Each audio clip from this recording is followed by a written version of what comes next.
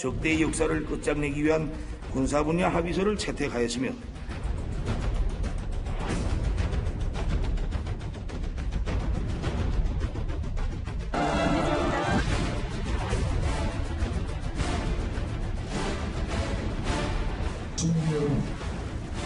대한민국은 저의 적입니다. 강함은 저의 고향입니다.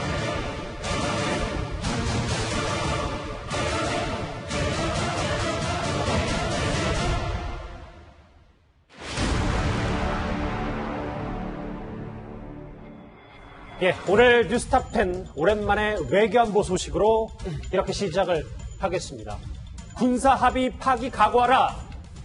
오늘 아침 김정은 위원장의 여동생 김여정 제1부부장이 우리를 향해 쏟아낸 날선 비판입니다. 김여정이 문제를 삼은 건 이 탈북민들의 대북전단 살포입니다. 수십 년 세월 지속되어 온 처절하고 비극적인 해결과 적대의 역사를 끝장내기 위한 군사분야 합의서를 채택하였으며 조선 반도를 핵무기도 핵 위협도 없는 평화의 땅으로 만들기 위해 적극 노력해 나가기로 확약하였습니다. 오늘 아침 분노의 담화를 쏟아낸 김여정 제1부부장입니다. 이 얘기부터 좀 풀어볼게요. 이도원 의원님. 네. 여기 뭐 그래픽에 잘 나와 있네요. 대북전단 날린 거 한두 번도 아닌데 왜 갑자기 이 북한이 발끈한 겁니까? 그만큼 아프다는 뜻이죠. 최근 2번 보낸 전단이 김여정이 직접 담화를 발표할 정도로 북한 정권에는 그렇게 그 타격을 줬다 이렇게 볼 수 있는데 예. 지난 4월 30일 그리고 5월 31일 최근 2번 보낸 그 전단은 그 키워드를 말하자면은 태영호, 그다음에 지성호, 그리고 1달러 이렇게 볼 수 있는데 4월 30일 보낸 그 대형 그 현수막을 붙여서 날렸는데 거기에 탈북 꽃제비 불구자 지성호도 공사 태영호도 국회의원인 우리 대한민국이라고 써 있습니다. 지금 북한 주민들이 그 태영호, 지성호 두 분이 한국에서 국회의원이 된 걸 잘 모르고 있겠죠. 예. 이 사실을 안다면 특히 꽃제비가 국회의원이 됐다는 사실을 알면 얼마나 놀라겠고 탈북민이 서울의 가장 중심인 강남구 지역구 의원이 됐다면 얼마나 놀라겠습니까? 5월 31일 그 전단에는 핵과 관련한 메시지와 함께 1달러짜리를 2,000장을 날렸는데 예. 지금 북한이 특히 경제가 어렵기 때문에 1달러의 힘이 굉장히 크고 이것이 북한 주민들의 마음을 흔들 가능성이 있다. 북한 지도부는 그렇게 판단하는 거로 봐야 되죠. 또 김여정이 저렇게 얘기하는데 명분이 있긴 있습니다. 예. 지난 그 2018년 4.27 그 남북 합의를 보면은 2조 1항의 군사분계선 일대에서 확성기 방송, 북한이 이것도 굉장히 싫어하는 거죠. 네. 전단 살포를 비롯한 모든 적대행위를 중단한다는 문구가 포함이 되어 있습니다. 다만 여기서도 전단이라는 게 군에서 만드는 전단이라 민간인 것까지 포함해서 그걸 정부가 합의할 수 있느냐 이거에 대한 논란은 아직 남아 있습니다. 김여정 담화는요. 지난달 31일 살포된 지금 방금 전에 언급해 주셨던 이 대북전단 50만 장을 구체적으로 지목을 했습니다. 대북전단엔 이 인물들의 동정이 실려 있었습니다. 주민 여러분, 대한민국은 저의 적입니다. 강함은 저의 고향입니다. 여러분 정말 감사합니다.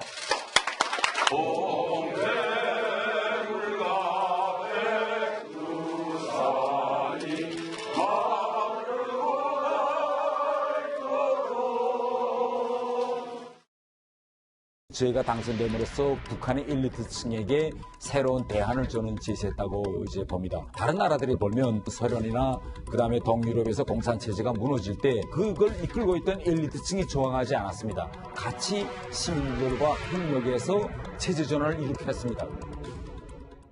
안찬 소장님, 그러니까 이런 거네요. 북한으로서는 저 대북전단이 공개되면 북한 민심이 동요할 수도 있으니까. 그렇죠.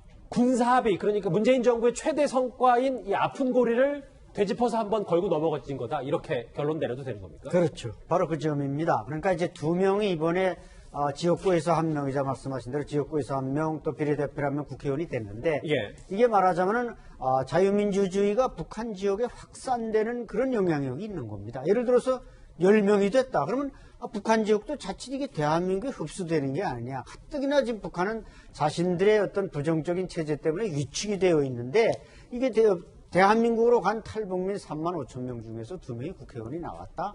앞으로도 북한의 각 도에 한 명씩도 나올 수 있다. 이렇게 되면 북한은 어떻게 보면 지도에서 스스로 인민공화국이 사라지는 그런 결과가 될 수 있기 때문에 이번에 저렇게 김여정이 발을 벗고 나서지 않았는가 생각이 듭니다. 그래서 군사 합의까지 거론을 한 거고요. 그렇죠. 그걸 이제 내대면서 그 칼을 옆구리 찌르면서 이제 협박을 하는 일종의 그런 처사라고 보여집니다. 알겠습니다. 김여정의 이런 여러 분노의 담화에는 분명 여러 포석이 깔려 있을 겁니다. 대북전단에도 등장했던 미래통합당 지성호 의원의 오늘 목소리 들어보겠습니다. 북한 주민들의 알 권리 이 또한 이제 보장되어야 된다고 생각합니다. 북한 주민들의 알 권리를 봤을 때 결코 잘못된 행위라고 볼 수는 없을 것 같습니다.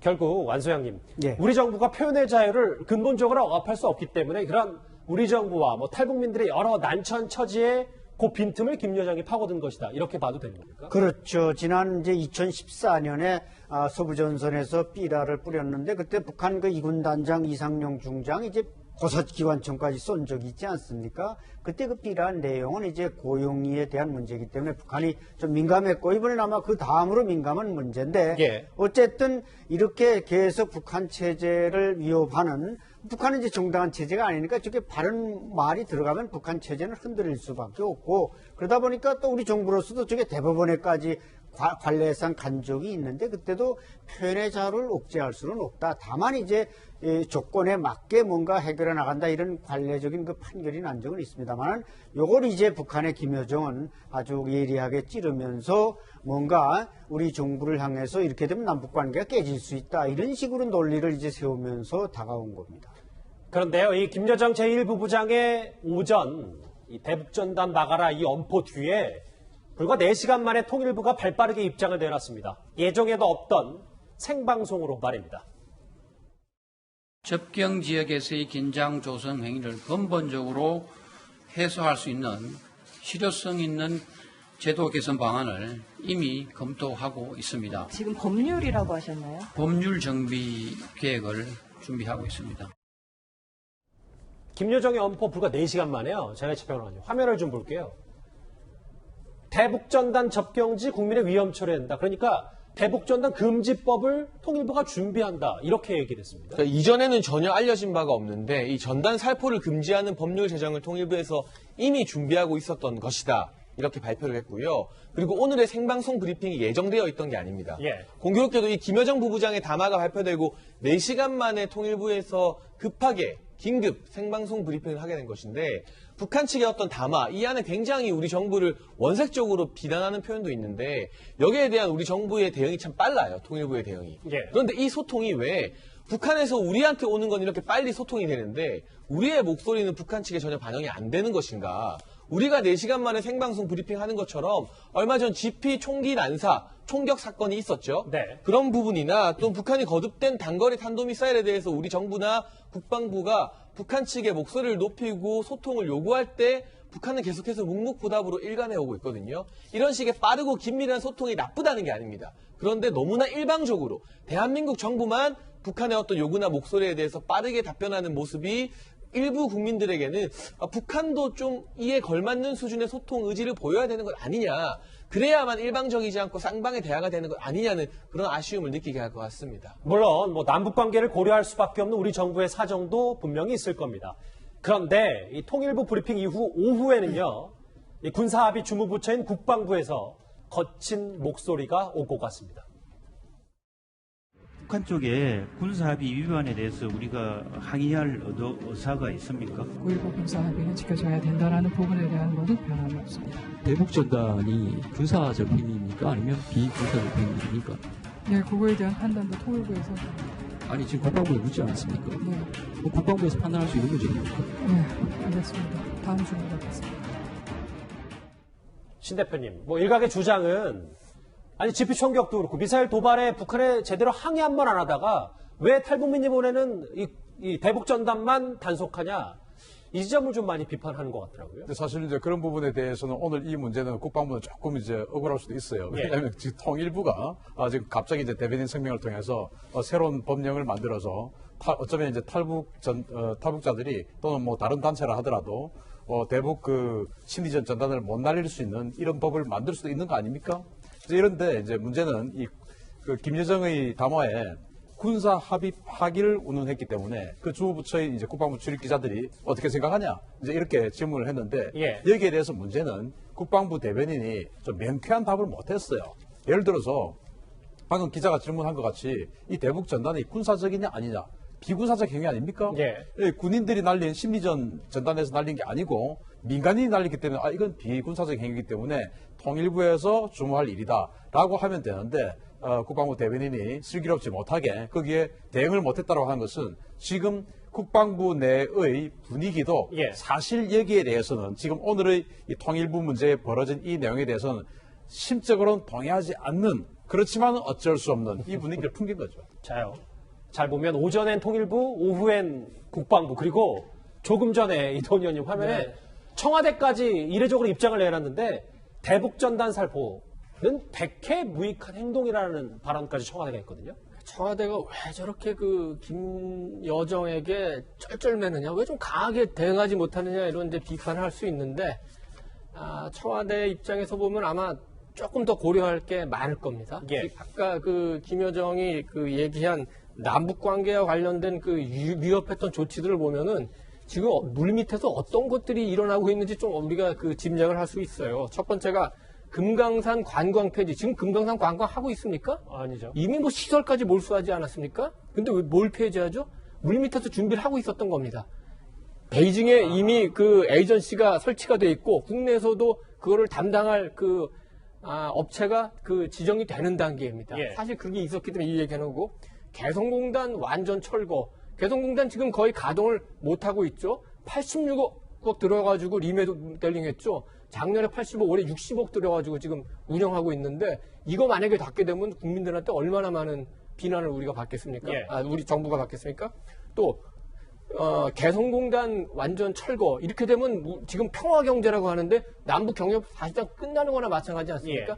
이런 굉장히 위협적인 그 카드를 북한이 쥐고 있기 때문에 청와대로서는 약간 그 수세가 있을 수밖에 없고, 오늘 또 그 담화에서 굉장히 재밌는 부분이 하나가 있는데 어떤 겁니까? 6.15 20도를 맞는 마당에 이런 표현이 들어있어요. 그러니까 6.15 20도리니까 행사할 수도 있다는 그 취지 아니겠습니까? 혹시 이 전단 문제 잘 해결하면은 6.15에는 뭔가 남북 간에 행사도 할 수 있다는 기대감을 청와대로부터 갖게 하고, 따라서 지금 적절히 잘 대응하라 이런 메시지를 준 건데, 그거는 이제 이해를 합니다만 전반적으로 보면 이제 그 청와대가 남북 관계를 위해서 굉장히 노력하는 알겠는데 구조적인 걸 봐야죠. 지금 전체적으로는 11월 미국 대선 때까지는 미북 관계가 개선되기 힘들고, 따라서 남북 관계도 새로운 뭔가를 시도하기는 굉장히 어려운 상황입니다. 어쨌든 얘기를 쭉 들어보니까 이동훈 의원의 말씀 들어보면 주도권은 지금 북한이 확실히 쥐고 있는 것 같기도 하고. 안수양님, 그런데 짧게 하나 더요. 이 대북전단 살포하는 박상학 대표가 근데 6월 25일에 이런 거 아랑곳하지 않고 또 대북전단 살포한다고 얘기하고 있거든요. 네, 그렇죠. 이것은 이제 일상적이고 지금 관례화된 겁니다.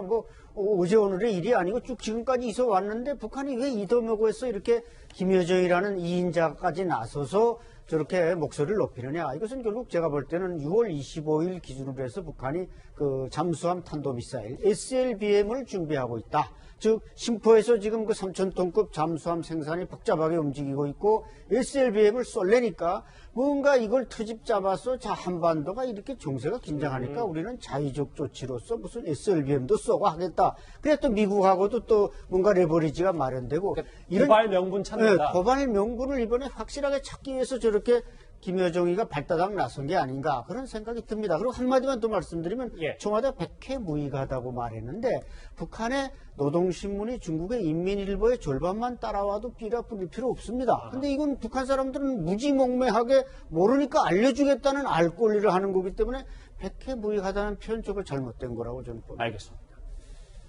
참, 이게 좀 묘하게 돌아가고 있어요. 그런데도 남은 의문점이 있습니다.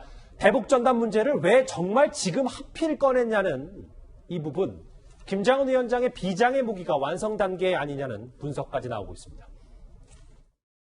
경애하는 최고領導자 김정은 동지께서 새로 건조한 잠수함을 돌아보셨습니다. 건조된 잠수함은 동해 작전 지역에서 임무를 수행하게 되며 작전 배치를 앞두고 있습니다. 신 대표님, 아까 안수양이 잠깐 언급해 주셨는데 SLBM 그 잠수함 및 탄도미사일도 조만간 도발할 것이라는 관측이 우세합니다.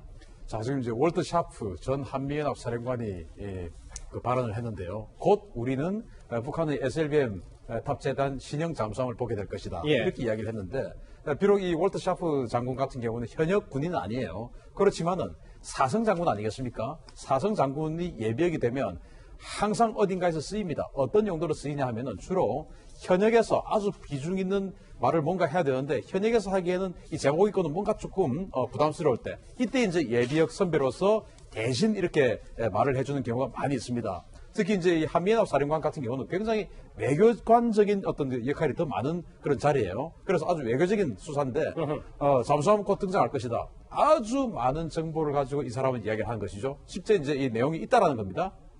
그러면은 미국 대선이 11월에 있는데 미 대선에서 가장 치명적인 치명상을 주기 위해서 트럼프 대통령이 당선 안 되게 하기 위해서 7, 8, 9월쯤에 발사할 것이다라는 게 관측이죠. 그리고 북한의 의미심장한 행보 하나 더 있는데요. 핵 보유국이란 표현이 버젓이 외무성 홈페이지에 올라가 있습니다. 미국은 결코 나와 우리 국가를 상대로 전쟁을 걸어보지 못합니다. 미국 본토 전역이 우리의 핵 타격 사정권 안에 있으면 핵 단추가 내 사무실 책상 위에 항상 놓여 있다는 것. 이는 결코 위협이 아닌 현실임을 똑바로 알아야 합니다. 이거 좀 정리를 해야 될 것 같아요. 신 대표님. 오늘 오전에 김 여정이 분노의 담화를 했고 그리고 한반도에 지금 최신의 미국 이지스함까지 와 있는데 여기에 홈페이지 핵보유국까지 이제 군사 강국으로 울뚝설려 이것까지 게시했다는 건 정말 조만간 무력 도발이 있지 않으면 이런 흐름은 불가능한 거잖아요. 네, 그래서 이제 방금 앵커께서 말씀을 해주셨는데 지금 서해에 미국의 최신형 이지스함이 들어와 있어요.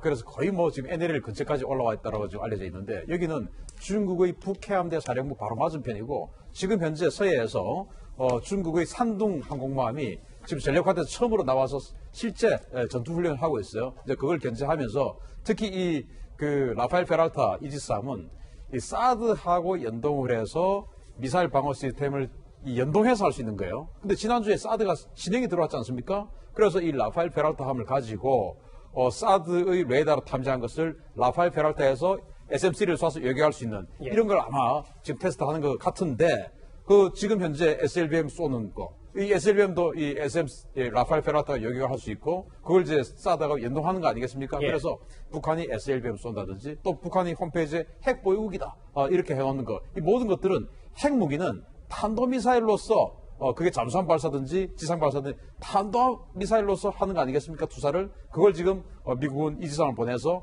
육상에 있는 사드는 지난주에 또 개량시키고 이걸 또 연동시키는 실험을 하고 있으니까 니들이 아무리 그래봐도 우리도 막아낸다라는 어떤 그 창과 방패의 대결을 보는 것 같습니다. 예. 오늘 뉴스탑10 첫 번째 이슈는 김여정의 분노의 담화 그리고 청와대의 반응이었습니다.